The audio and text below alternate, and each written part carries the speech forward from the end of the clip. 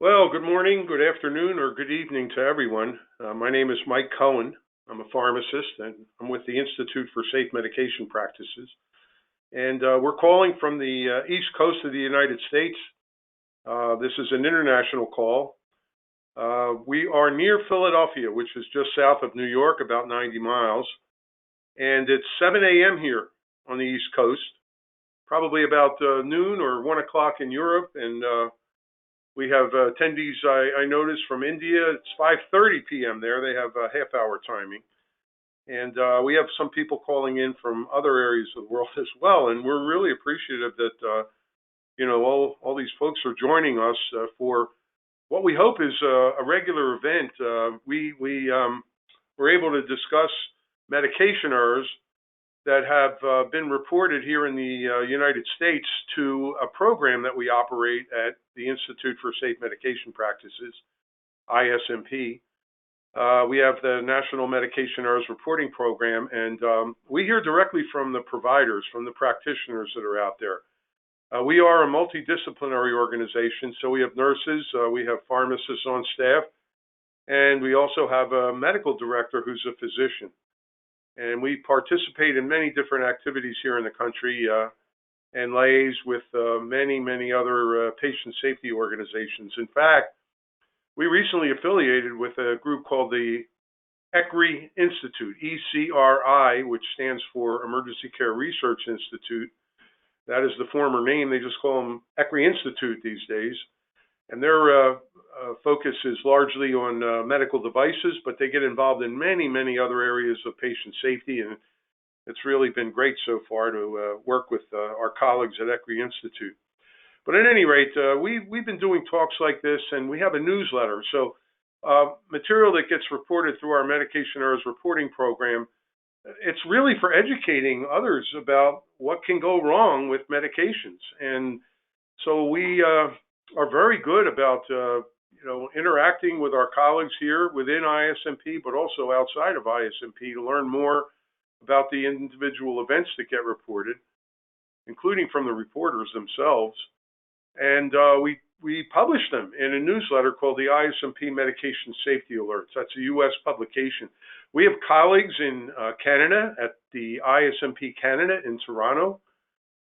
We have other colleagues in Spain and also an ISMP, and we also have an ISMP in Brazil. And we also, importantly, work with an international group called the International Medication Safety Network. So that is largely composed of organizations like ours, not necessarily an ISMP, but other patient safety organizations, medication safety organizations, regulators, pharmacovigilance centers, and practitioners who have a major interest in medication error. The website there, in case you're interested in taking a look, it's intmedsafe.net, intmedsafe.net.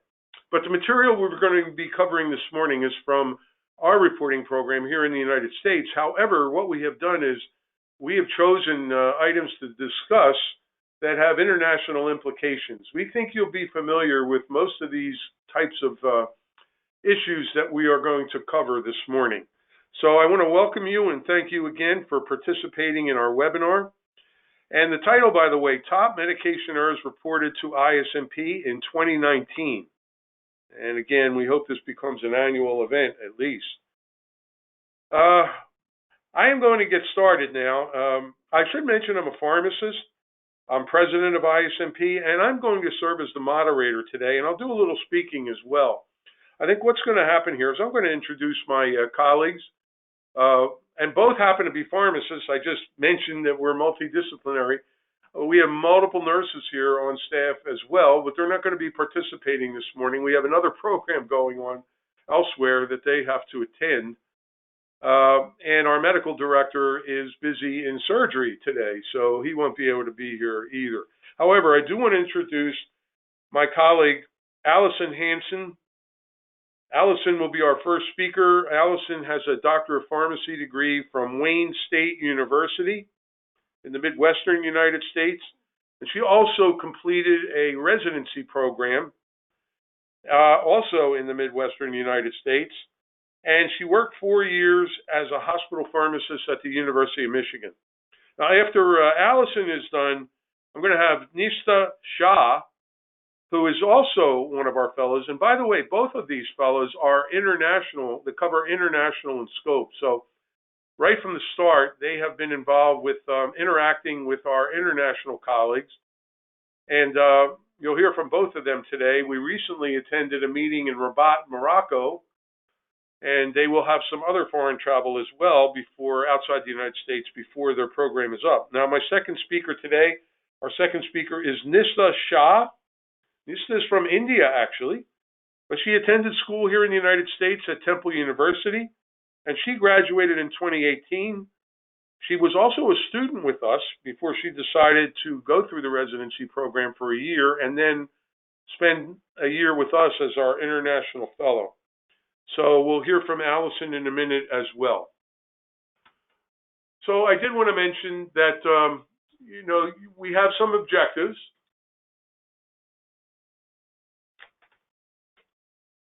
Need to forward the slide.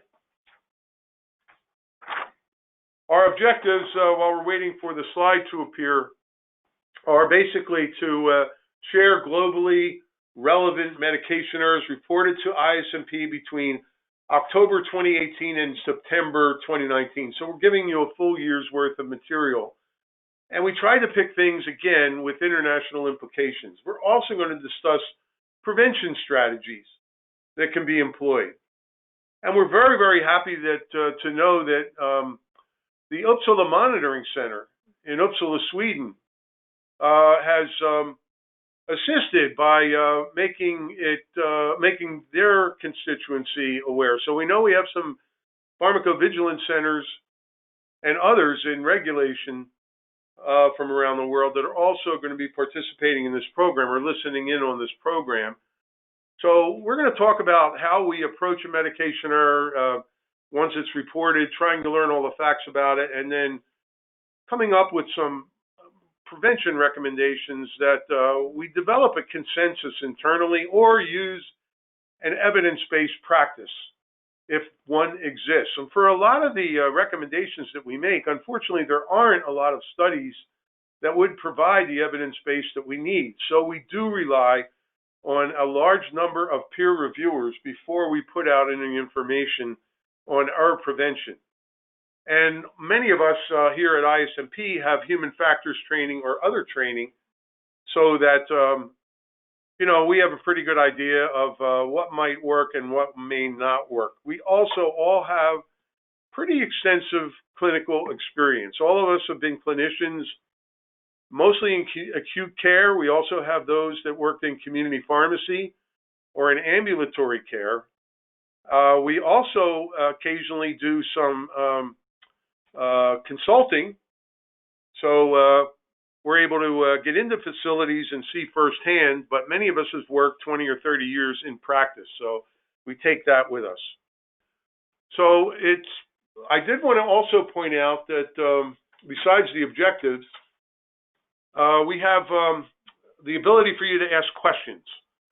So we'll get to that slide in just a second, but you'll notice when we get to it that on the right side of the screen, there will be an area for you to type in questions. And at the very end, we're not going to have you speak the questions, but I will actually read them. But we will spend some time, and if we go over just a little bit, if you can hang on, that would be just fine. And we'll get to that in a second. So I'm going to pass this on to Allison. I can tell you, unfortunately, we're having a little bit of trouble with the slides and getting to her first slide. So please hang on there for just a second while we get to them. And I will have her show the first slide and get started on it in a second. I do want to tell you one of the major issues that we're going to cover today is something that really through a major coincidence that happened with us. We happened to be discussing about an incident, and you'll hear that very early on in the program, involving two drugs that you're familiar with. One of them is a local anesthetic. It's called bupivacaine injection. It's widely used. It is also used epidurally as regional anesthesia. And we have had several instances, unfortunately, where that was confused here in the United States, largely due to look-alike vials, with a drug that is used for arresting bleeding. And that drug is tranexamic acid. And we have some pictures of the vials when we can get to these slides. Unfortunately, when that happens, as Allison will tell you, that can be a fatal error. And it's something that we are really concerned about. We have had multiple reports of this happening. I have personally seen the issue in drug storage where the vials are present. And unfortunately, somebody picks up the wrong vial. And what we're supposed to be doing, the anesthesiologists are supposed to be injecting intraspinally or epidurally the bupivacaine. And unfortunately, they have in hand, without even recognizing it, tranexamic acid, the antifibrinolytic, the drug that stops bleeding. And they inject that.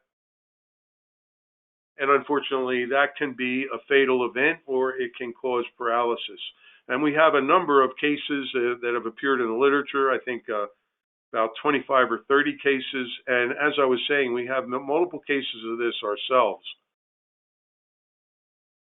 All right, I'm going to get to the slides now, and we'll talk about that tranexamic acid bupivacaine issue. But it would be very important for all of you, whether you're regulators, whether you're in the field of pharmacovigilance, or whether you are providers, practitioners who work in ambulatory surgical centers or in hospitals where these drugs are widely used, for you to look into this. This is how we do it. We go over these cases that have actually happened as they get reported. We put them in our newsletter with photographs whenever possible. We put them on the website. And we make our recommendations, and one of our recommendations here would be, please take a look at how you're storing these two drugs, what they look like, what the possibility is. Many of the countries out there use these drugs in ampules, not vials, and many of the ampules look very similar, bupivacaine ampules and tranexamic acid ampules. So Allison will show this in a second. I want to get back to the slides and the questions. And you can see on the right side of the screen, there's an area there, and the arrow points to it for you just to type in your question. So we're going to continue now with the next slide. And Allison, I invite you to begin your presentation with what I was just talking about. And I was saying it was coincidental because just as we flashed this screen in a practice session on the slide, and just at that moment, we got an email from someone at one of the oversight organizations here in our country. I won't name which one, not necessary. And he asked us, have you ever had a report of a mix-up between tranexamic acid and bupivacaine? That's the next case, by the way. The one on the screen now has to do with an abbreviation that also involves tranexamic acid, but another drug, alteplase, or formerly known as tissue plasminogen activator, and that is a fibrinolytic, obviously, for clots, for pulmonary embolism, and for patients that have had a myocardial infarction, and also for other conditions that require that. So, Alan, why don't you go on and go through your slides right now. Thank you, Mike. So practitioners still utilize the error-prone abbreviations TPA and TXA for alteplase and tranexamic acid, respectively. In one case, a nurse mixed up the abbreviations and removed tranexamic acid instead of alteplase from an automated dispensing cabinet for an ischemic stroke patient. On the right is a picture of an automated dispensing cabinet, or ADC. An ADC is a machine that securely stores medications. In another case, a prescriber confused the abbreviations and prescribed tranexamic acid instead of alteplase for a different ischemic stroke patient.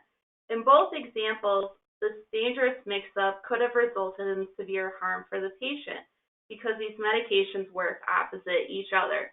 Alteplase is a thrombolytic, meaning the medication breaks down clots of fibrin, and tranexamic acid reversibly prevents the breakdown of these clots.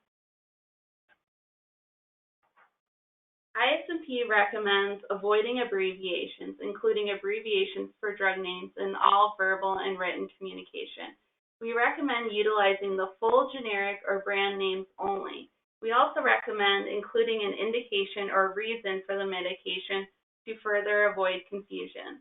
In the previous examples, an indication would have alerted prescribers that tranexamic acid is not appropriate for ischemic stroke. Lastly, ISMP recommends educating practitioners to the risk of mix-ups between look-alike and sound-alike abbreviations. Just abbreviations in general, we absolutely recommend not abbreviating drug names. And I know that's, something that people do every day. Many of you practice that way. But I can tell you we have even had medication errors with aspirin abbreviated as ASA because there's another drug that's used in patients with certain forms of colitis called mesalamine, which is also abbreviated 5-ASA. And we've had people give 5 aspirin tablets again and again and again with various types of drug name abbreviations. We have had confusion. And this is implication for the regulators out there, the pharmacovigilance centers as well. Many of you, I'm afraid to say, I've seen this used in your writings as well. And I've seen it approved in labeling. And unfortunately, people start to use that, and you never know that, what inexperienced individual just starting out in their profession might see this and misunderstand the meaning and unfortunately lead to another drug being used, a medication error. So just like here, we've had multiple, you see the other abbreviations besides tranexamic acid, tenecteplase, TNK, also a fibrinolytic. That has been given. And TPN, we call it parenteral nutrition now, not total parenteral nutrition, but that's a widely used abbreviation that also has been confused with the others that you see here on the screen. So highly recommend never using drug name abbreviations in your practice, in your writing, in any product approval, and in published literature. If you're a reviewer, for example, make a recommendation that it not be used. So it sounds kind of crazy, and you don't want to keep having to write long names out, but it's probably the safer thing to do in print. The next medication error we will discuss is also related to tranexamic acid, as Mike mentioned. This error focuses on inadvertent administration of tranexamic acid instead of an anesthetic. 2 cases of unintentional intraspinal injection of tranexamic acid were reported to ISMP, and a recent review article identified 21 additional cases. The mortality rate of those cases was approximately 50%. Administration of tranexamic acid via the intraspinal route that doesn't result in death ultimately causes paralysis and paraplegia. In the United States, all 3 products, tranexamic acid, bupivacaine, and ropivacaine, are available as vials with blue caps that are often stored upright, making the labels difficult to read. I have a picture on the next slide.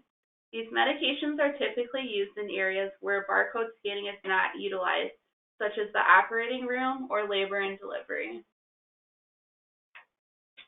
In this example, in the top left picture, the label colors and vial sizes are different for tranexamic acid and ropivacaine. However, the caps of ropivacaine and tranexamic acid are both blue, as seen in the bottom left picture, which could lead practitioners to select a vial based on cap color without reading the label. The same company's bupivacaine vial also has a blue cap, as seen in the picture on the right. In addition, there are risks with intravenous administration of an anesthetic instead of tranexamic acid. When anesthetics are given intravenously, convulsions can result secondary to systemic toxicity leading to cardiac arrest. The most evidence is with bupivacaine. Cardiovascular collapse associated with bupivacaine has been documented in numerous case reports. So this is double trouble. Either way, you could cause a fatality. And it is a very common mix-up. We've had 2 this year, as Allison just mentioned. But obviously, giving tranexamic acid can cause death or paralysis when it's given intraspinally or into the epidural space. And unfortunately, the same kind of outcome can occur if bupivacaine is given intravenously because it generates arrhythmias. And other local anesthetics may do that too, ropivacaine, but not to the same extent. But if you give intravenous bupivacaine, and even fentanyl is mixed with intravenous bupivacaine for intrathecal use or epidural use as an analgesic, if that actually gets given IV, we have had a death reported with that as well. So a serious mix-up either way, and something that is wholly preventable.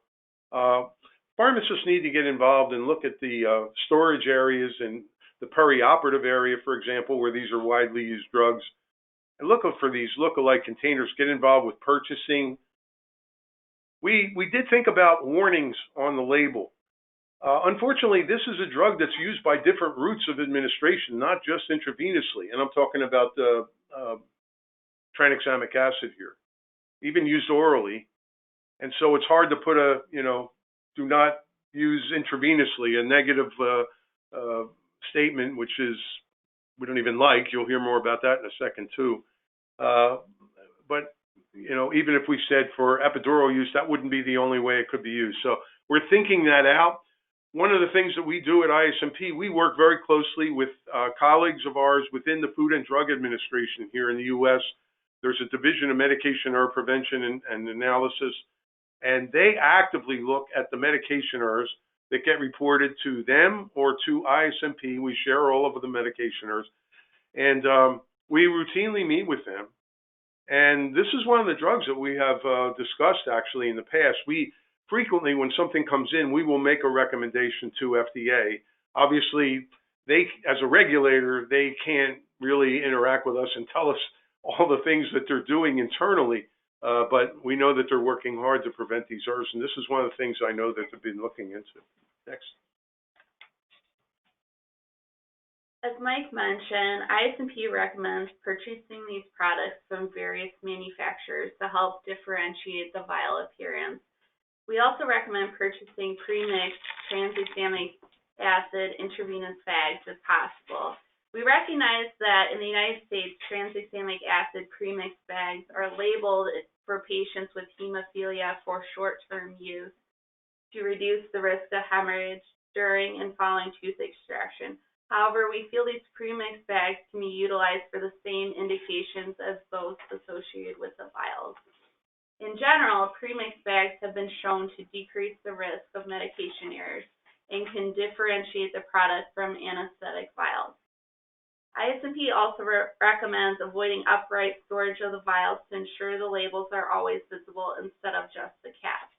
And we also recommend storing the vials separately, as Mike mentioned, from anesthetics, and potentially adding an auxiliary label to note the IV route of administration. ISMP recommends barcode scanning prior to dispensing or administering these products if possible. Yeah, that is something that I have to say has been a major safety enhancement here in the United States. Our Food and Drug Administration began requiring all manufacturers to put a barcode on the label of the drug container that touches the drug. So we use a unit dose system. Many organizations outside the United States use a patient pack, calendar packs, for example. The barcode would be on that package. This has been a major improvement because as a result of having the barcode available, the technology vendors made various software systems available that the nurses can actually use at the bedside and pharmacy can use on dispensing. So we scan the drug, and once it's into the medical record, the electronic health record, mostly entered by physicians, approved by pharmacists, they screen the orders. Once that happens, the nurses can scan the actual products that they have, and many of them are taken from the automated dispensing cabinets that Allison mentioned earlier at the bedside, and they will get an alert if they have the wrong drug at hand. That has prevented, I don't know how many, probably millions of medication errors where the nurse gets this alert. So it requires a number system that can be converted into a barcode. And there's various types of barcodes. And I know there are some actions that have been taken around the world to bring this to the bedsides of patients in other countries as well. All of you on the phone, I think, should really support this. We have had tremendous experience, even to the extent that we've gotten to the point where we not only barcode drugs, but we barcode equipment, like our infusion pumps. And hospitals are beginning to integrate the infusion pumps with the medical record. So that's another plus. They can actually make sure that the drug that's been ordered for the patient is being infused with the right pump for the right patient. So I'll let Allison go on. Recommendations? Oh, I'm sorry. So our third error features the anesthetic bupivacaine, which we saw before, and intravenous antibiotics. Mix-ups in labor and delivery units between epidural bupivacaine and intravenous antibiotics continue to happen. The latest events include IV administration of epidural fentanyl, as Mike kind of mentioned before, with bupivacaine, and epidural administration of gentamicin, which should have been given intravenously instead. Contributing factors with these errors included look-alike infusion bags, overlooked warning labels, not using a barcode medication administration system, as we talked about before, and drug shortages. In the above errors, both mothers and infants are without long-term sequelae, but IV administration of epidural bupivacaine has resulted in fatalities and past errors reported to ISMP. ISMP recommends educating practitioners about the risk of mix-ups due to look-alike bags. In the United States, we have frequent drug shortages. During these medication shortages, ISMP recommends warning practitioners about the changes in product appearance, labeling, container sizes, and concentration. We also recommend using colored overwraps or a different size and or shape container for epidural analgesia with epidural-specific tubing. You can see the epidural-specific tubing on the right there. We recognize, though, this tubing may not be available in all countries. We also recommend that the practitioner administering the epidural analgesia should bring the fentanyl with bupivacaine to the bedside immediately before use. Only the provider administering the medication should obtain the medication and bring it to the bedside when she or he is ready to administer it. And as with previous errors, ISMP recommends utilizing a barcode medication administration system. Our fourth medication error concept is designing effective warnings. Warnings are generally less reliable than design strategies that eliminate hazards altogether, prevent hazards from touching targets, or detect errors before they reach patients. However, warnings can reduce the risk of errors when they are well designed.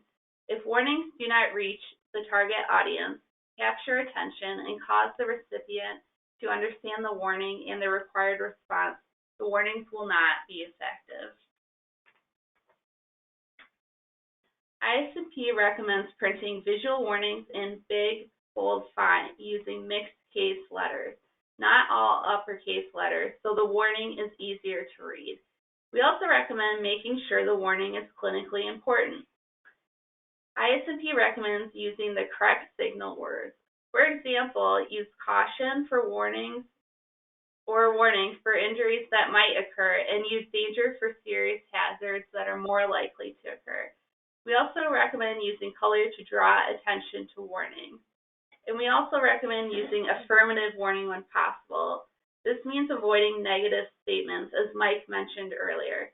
For example, with oral products, avoid the use of not for IV use. Instead, state for oral use only and embed pictures. Good example of that is our vincristine injection here in the United States. the warning on the label says for intravenous use only.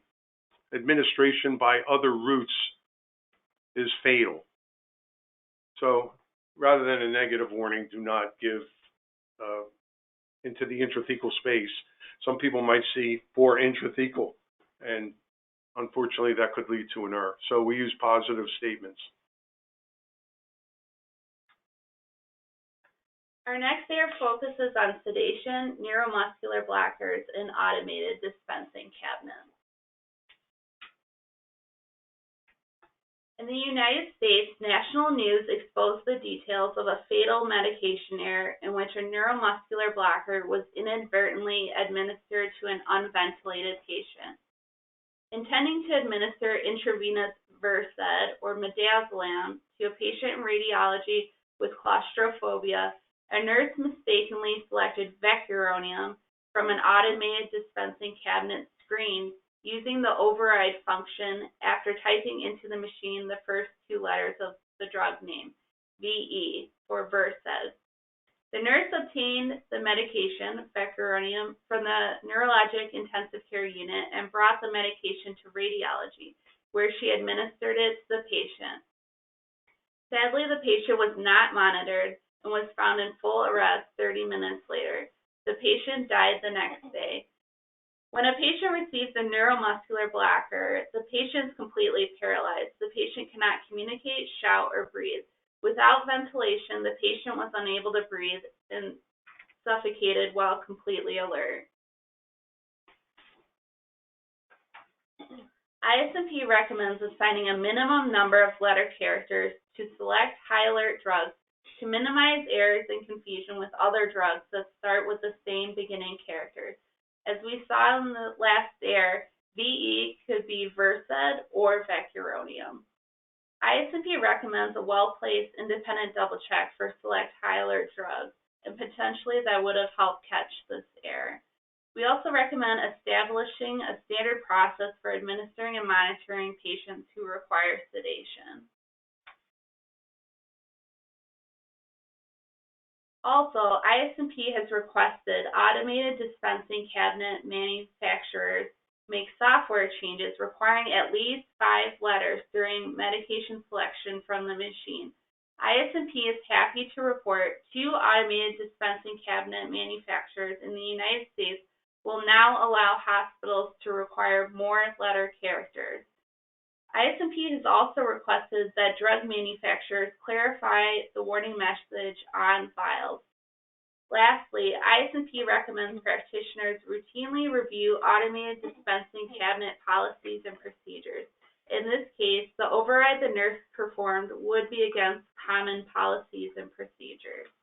Those of you that use computer order entry, whether pharmacists or physicians, other prescribers, you probably have run into the same problem we've run into with all the information technology. You know, in many cases, as happened here, you could just type in one letter and get a whole list of medications, and sometimes the names look very much alike because they both start with the letter V or whatever, and the strengths may even be similar, and, you know, people work quickly and may choose the wrong item. So this was really a wonderful thing that we saw happen. We made this recommendation, and just last week, one of the companies put out a media release saying that they were going to provide their software update to follow the ISMP recommendations for at least 5 letter characters to be typed for certain identified high alert drugs that are taken out of a cabinet when they're not listed already on the patient's drug profile. It's called override. And that is what happened in this case with the Versed and vecuronium. But unfortunately, we still have this problem. It's one of the most common errors that we have with electronic prescribing. And unfortunately, I think we see more errors with drug name mix-ups now than we even did with handwriting. It's really something that we're hoping to look into as a major issue for us during the coming year. So I'll pass it back to Allison right now, but just so everyone knows, I'm sure you run into the same problem we do, and if you've overcome that problem, boy, we would love to know about it. So please do write us. And by the way, you can get in touch with us and Allison or Nista or one of our other fellows will respond. ISMP info at ismp.org is the email address. Thank you. The last 5 errors highlighted a variety of medications on ISMP's list of high alert medications. Anesthetics, epidurals, intraspinal, sedatives, and neuromuscular blocking medications are all high alert medications that bear a heightened risk of causing significant patient harm when they are used in error. This resource can be found on the ISMP website. You can see the link on the slide. In addition, on the right, ISMP also has guidelines for the safe use of automated dispensing cabinets. This resource is also on our website. With that, I would like to hand the presentation over to Nishta Shah, who will present 5 more important errors for 2019. Yeah, just one comment. We're well aware that in the United States, we're fortunate to have these automated dispensing cabinets, and when they first came out, we had a lot of problems with them. Number of enhancements have been made by the product vendors, and we widely use these now in the United States. However, we do know that some of the other countries are adopting these as well. It's a great way to put medications into the inpatient area, but there need to be a number of safety enhancements that go along with these cabinets before somebody can just go and pull something out of the cabinet. And also, I have to say, we're happy that we also do this in conjunction with bedside scanning. We're up to about 95% of hospitals do bedside scanning of a barcode. So it's really helped to improve safety over the last 20 years. Nisha? Okay. Thank you, Allison and Mike. Over the past decade, computerized physician order entry, or CPOE, have evolved from emerging technology that address significant safety risks to necessities now in hospitals. The first draft of these guidelines were published in February 2003. Realizing the influence this has on the safe practices, ISMP published an updated set of guidelines to help healthcare practitioners navigate the implementation of electronic health records, electronic prescribing, and other health information technology. Just not much recently, but this year in January, ISMP published the finalized guidelines for the electronic communication of medication information. Health information technologies are now a mainstay in healthcare. They have had an impact on how medications are prescribed, dispensed, and administered. If the conventions used to communicate medication information electronically are not carefully considered, these technologies may contribute to medication errors rather than mitigate risk. Examples of issues with electronic communication that have resulted in medication errors include misinterpretation of symbols, dose, and abbreviations, unsafe defaults used to pre-populate the fields with missing data. So, for example, the error that Allison described earlier with Versed, and restricted character spaces that make it impossible to communicate the full name and the dose of the medication. The perfect example here would be insulin. So sometimes when insulin and the concentration of the insulin are on the first line, but the patient-specific dose would be overwrapped in the second line, we actually received an error where the nurse administered 100 units of insulin to a patient rather than the patient-specific dose. So errors such as those could happen if you do not look into your CPOE and see what you can do in terms of representing the medication information.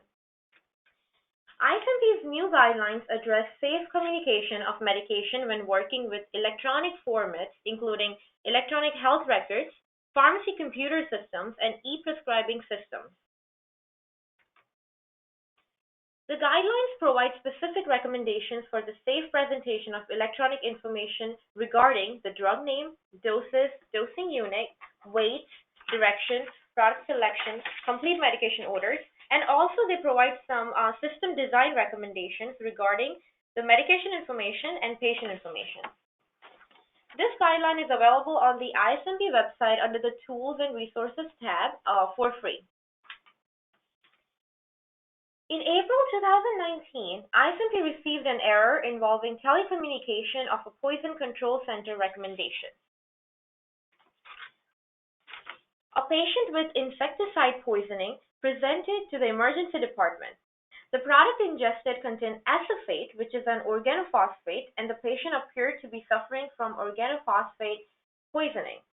The ED physician contacted a poison control center, which recommended giving an intravenous pralidoxime 30 mg per kilogram loading dose, followed by an 8 mg per kilogram per hour infusion for 6 hours.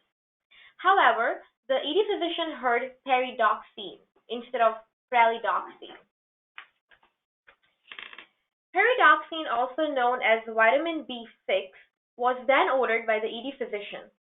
The verifying pharmacist reviewed the prescribing information for the peridoxine in the drug database and felt comfortable approving the order since it was within the dose range that the ED physician had mentioned.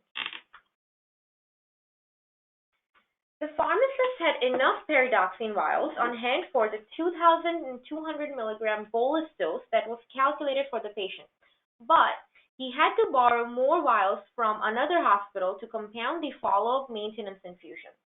The patient received the bolus dose and a partial infusion of peridoxine before the error was recognized by the intensive care unit or the ICU physician. Fortunately, the patient did not experience any side effects and no longer needed treatment with pralidoxime, as the symptoms of the organophosphate poisoning had already subsided. When contacted, the Poison Control Center stated that there was no formal communication process like email or fax to send recommendations or case discussions to the healthcare providers in follow-up. So, some recommendations by ISMP use a readback for telephone communications involving drug names. So, what do I mean by readback? Readback means writing it down and reading it back to assure you wrote it down right. So instead of repeating it back, reading back method is safe and more reliable. At the very least, spelling out the drug name instead of just repeating it back could have prevented the error. ISMP recommends that for safe and effective communication between care providers, Poison Control Center staff should consider sending a confirmation email or a fax of their recommendations immediately back to the healthcare provider so that any mistakes related to mishearing or misinterpreting the recommendations could more easily be recognized. By the way, this applies in many cases to oral orders given by telephone. That's not a bad idea, to read back what is being recorded. As Nista said, it assures not only that you heard it right, but also that you transcribed it right, so that later on, when you transcribe it into an electronic system, for example, or follow through with the order, you're using the right drug. It's very easy to write the wrong thing down, or write the wrong dose down, or whatever. By the way, this is probably a good time to let you know, I probably should have said this earlier, that there is a way for you to download the slides from today's presentation. If you look at the right-hand side of your screen, you'll see a little icon for PDF, and it says Top Error Handouts.pdf. So you'll be able to download the slides. But in addition to that, we will have the full recording on the ISMP website when this program is over. I'm not sure, it might take a day or so, but you will be able to get it. And if you have trouble, again, just write ISMP info at ismp.org. But that includes the voice as well as the slides. It's the entire presentation. Nisa? So our next error regarding the lookalike products is a widespread issue globally. So this error is not just to target a specific manufacturer, but to recognize that lookalike products can lead to some serious errors. I simply received several complaints about the lookalike labeling of injectable products from a same manufacturer. Complaints involved lookalike vials of metoprolol tartrate, vecuronium, tranexamic acid, midazolam, labetalol, vancomycin, and ketorolac. All of these products' carton and vial labels have the same distinct mustard yellow background color. Also, a color band that highlights the product's strength seems to distract one's eyes away from the drug name. ISMP has alerted the company of these complaints. In one case, a nurse discovered a vial of rocuronium 50 milligram per 5 ml in an automated dispensing cabinet, which is ADC drawer, which was mentioned earlier by Allison, that normally holds vials of metoprolol tartrate 5 milligram per 5 ml. In this case, the caps of the vial also look similar as well. Wording about the rocuronium being a paralyzing agent was included on the side panel, so it could be easily missed if stocked incorrectly. Fortunately, the nurse recognized the mix-up before the medication was used, so along with the company, ISMP have also notified the FDA about these mix-ups, which can very well lead to an error with fatal outcomes. Yeah, I'd like to make a point here too, especially for the pharmacovigilance centers and any regulators that might be listening. Even one really good error report with a lot of narrative information or the ability to interact with the person that reported it, which is what we do at ISMP, is enough to take action. You don't need to look for trends or, I know it's necessary to to collect large amounts of data, and that's another way to do things. But, even with one report of a bupivacaine tranexamic acid mix-up, for example, due to lookalike vials, there's a problem with lookalike vials and we may get 1 out of 100 of these reports that actually happen because they're voluntarily sent to us. And it takes people, for various reasons, they may not report it to a local authority. But that's the kind of thing you need to have somebody or some group within your organization, if you're a regulator or a pharmacovigilance center, that is looking at these individual reports that come in and doing some follow-up with the reporting organization, if that's at all possible. If not, something like that should be set up. We highly recommend it. It has worked so well here in the United States. We don't wait for 21 different reports of bupivacaine tranexamic acid being mixed up and killing people. The first time we see it, we know there's a problem. We're going to interact with FDA, and FDA, can decide whether or not they believe they should be in touch with the manufacturer and, making changes in the product that, may have led to confusion. So I wanted to make that point. These voluntary provider reporting programs are also important to preventing serious medication errors. It can't be just looking at all the major data. On the other hand, I like to have data to substantiate a lot of the recommendations, and I don't have many thousands of reports to go through. We get about only 1,200 to 1,500 reports a year through our program, but they're very robust in the amount of narrative information, and I have the ability to interact with the reporter, and they're very willing to do it. The only reason they report it to us is they're altruistic. They want us to take action. They don't want to see another healthcare practitioner get involved as they were, or most of all, to see a patient hurt. So this is really important for every one of us to recognize, and I wanted to make that point. For such lookalike product errors, ISMP highly recommends, if vials from the same manufacturers look similar, purchase those medications from different manufacturers to avoid any confusion. Also, application of auxiliary label may also help prevent such mix-ups. Moving on to our next error. In July 2019, a near miss was reported, where unintentional 1,000-fold zinc overdose could have been fatal for a pediatric patient. A physician prescribed a parenteral nutrition for a 2-year-old child using the hospital's standard electronic pediatric parenteral nutrition template. To include the zinc, which is a trace element, the prescriber had to specifically choose this additive from a preference list in the order template. Once the additive was selected, the template provided no default dose or direction to guide the prescribing of a zinc dose within the safe range. Additionally, the dosing unit of measure defaulted to milligram, as it would for an adult parenteral nutrition template, which the physician could not have been able to change to micrograms. So the dose, if the physician ordered, should have been 0.7 milligrams instead of 700 milligrams. 2 pharmacists verified the order but failed to notice the error. A dose warning was not issued until transmitting the order to an outsourcer, but it was overlooked. A pharmacist noticed the error while compounding the parenteral nutrition. Work with your electronic health record vendors to ensure a warning with a hard stop for critical zinc overdose to appear in the order entry system. Default a micrograms dosing for the pediatric patients and conduct effective order verification processes in pharmacy and validate the competency of the staff on a regular basis, especially when they are dealing with a special population patient care. Many more strategies are recommended by ISMP to avoid such error in your institution.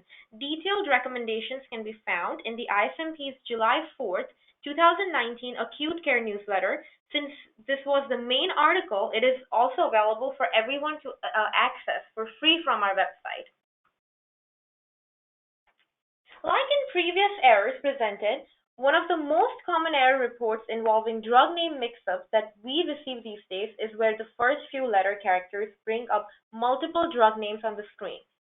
The risk of a selection error increases when the drugs share similar strengths and dosage forms. A patient in an assisted living facility died after mistakenly receiving methotrexate instead of metolazone, a thiazide diuretic. The pharmacy had accidentally sent the wrong prescription to the facility and the error was not identified. The assisted living facility staff then administered the wrong medication to the patient, who eventually began experiencing severe pain and discomfort. The patient died about a month after the daily methotrexate was started. In 2016, ISMP wrote about a similar error that occurred in which methotrexate was dispensed instead of metolazone, resulting in the death of a patient.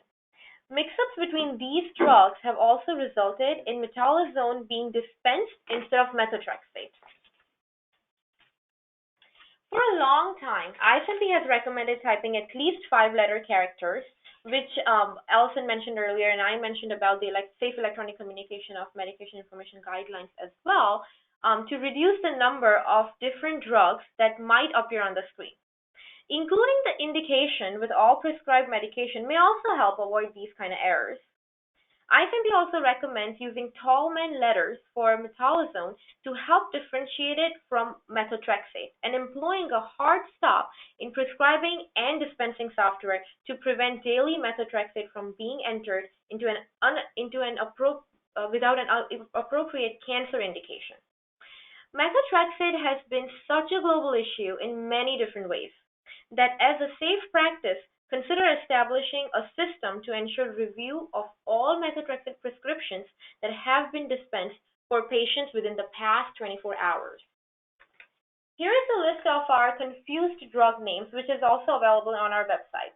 All the resources referred during this presentation can be found on the ISMP website. Many of them are for free as long as you create a free ISMP account on the website. Please utilize all these resources to make your practice safe for not just the healthcare providers, but also for the patients. With that, I would like to hand it over to Mike Bowen for closing thoughts. Thank you. Thank you very much. Both of you did a great job. I really appreciate it, and I hope our listeners did as well. Please let us know what you thought about the webinar. If you have any ideas for us, please let us know as well. Again, you can get in touch with us at ismpinfo@ismp.org, and we're happy to communicate with you. We'd like to do this at least once a year, and maybe at the end of the year, if not twice a year. You know, a lot of interesting events that we couldn't talk about today because we don't have enough time. But there's always something to learn from, and we're amazed at the variety that comes in.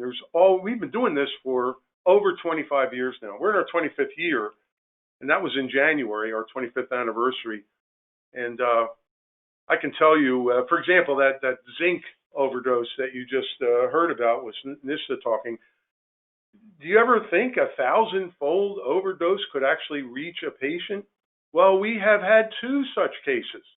When this one came in, we looked in our database and it reminded us that several years ago we had a very, very similar thing. And that takes many, many vials. You know, you would think somebody would say, wait a minute, I need 28 vials of something. There must be something wrong. Well, I think that's a good point. If you need more than 1 or 2, there is something wrong. And all of the people that are working, pharmacists, pharmacy technicians, nurses, they need to hear that, so that, they immediately become suspicious if they have to give multiple tablets, multiple ampules, whatever. Anyway, I'm going to move on, and we're going to have some questions. And let me get to them right now. Okay. One of our pharmacists said, "Why did you make me get up so early?" Okay, well, that's a good question. Let's see. How to avoid concentration errors. For example, the patient was supposed to be receiving 75 milligram, but got 750 milligram dispensed, or 0.5 to 5. That's a very good question, and we do think about that. And you know what? One of the recommendations we've made, and this even could involve the vendors out there or the regulators, is don't have a tenfold overdose. A tenfold difference in a product. So rather, it sounds crazy, but guess what? If there was a 0.5 and a 5, and you had a 0.49, no mix-up would occur. You wouldn't confuse those. I think a lot of times in your compounding, you could have a different concentration rather than one that matches a tenfold difference in the concentration. And then also barcode scanning, independent double checking, checking on the order. It's not just a pharmacist that enters the order, but perhaps you have a prescriber enter the order, and then the pharmacist, checks the order so that a tenfold overdose doesn't get printed out. We have lots of recommendations along those lines for preventing these tenfold overdoses. You just heard some of them. We've actually written articles about that. So if you have a particular interest, again, ISMP@ismp.org, and we are very happy to send you whatever material we have on that. Okay, another question. Thank you for the handout. In Pakistan, both are available in glass ampules, and hardly hospitals have any barcode medication administration, so it's dangerous even more in developing countries. Absolutely, we wanted to make that point. I guess it wasn't necessarily as clear as I needed to be, and thank you for following up with me. But you are absolutely right. Many of the cases that we did see in the literature,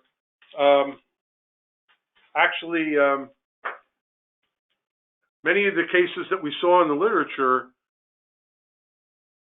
actually did come from other countries.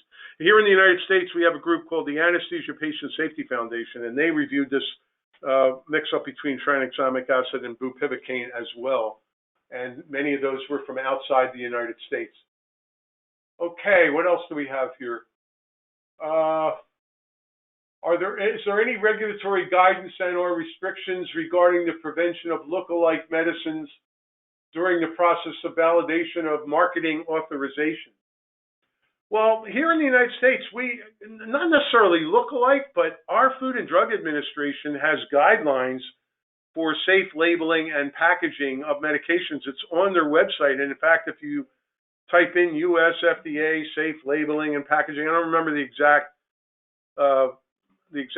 title, but through the years and through largely our medication errors reporting program, and everything that we get automatically goes to FDA, there has been a tremendous amount of learning. This has gone on for over 25 years, actually, into even the 80s.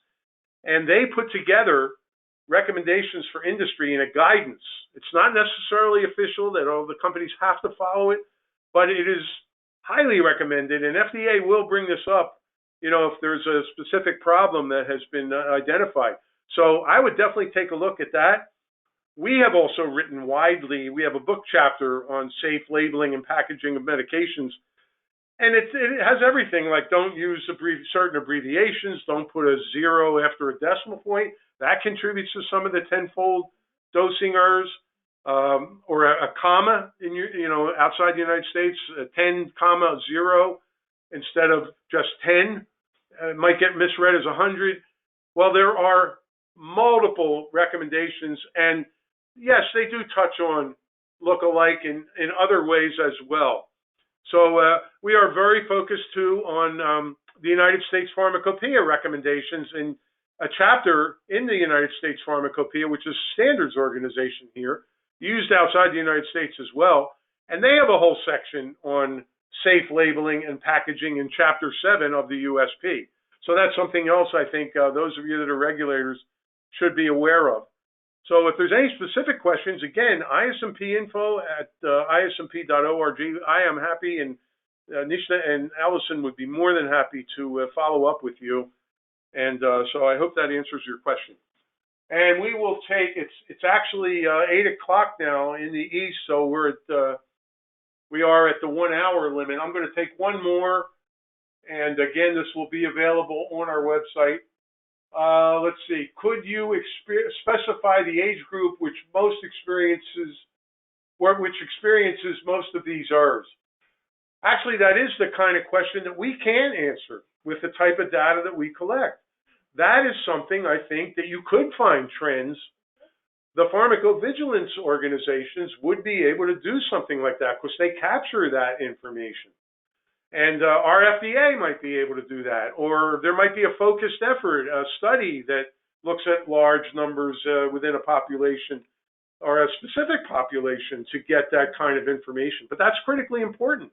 You know, we need to know that certain things happen in pediatric patients or adult patients or patients with renal impairment or whatever. We cannot do that at ISMP. We are only about identifying specific problems and then communicating with the companies and with our FDA.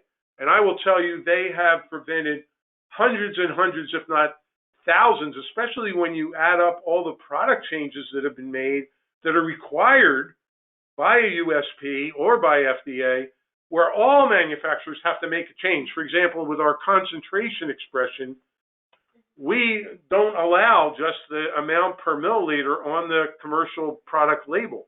It has to have both the amount in the container primarily, and then in parentheses, the amount per milliliter. That has saved countless errors over the years. Because before, nurses would often think the amount per milliliter was what was in the 10 milliliter container, and people would get a 10-fold overdose or worse. So that's the kind of thing that we've been able to do here with the voluntary reporting and the pharmacovigilance efforts that go on at FDA. So with that, I'm afraid that I'm going to have to cut this off. We love communicating with folks that are on this call, and we hope you'll avail yourselves of the ability to interact with us. We actually had quite a few hundred people on the call this morning, and we are thrilled that you joined us. So thank you very much, and we're going to end the call right now. And again, the entire call will be on our website, and we'll have it well placed so you'll be able to see where that is. Thank you very much for joining us.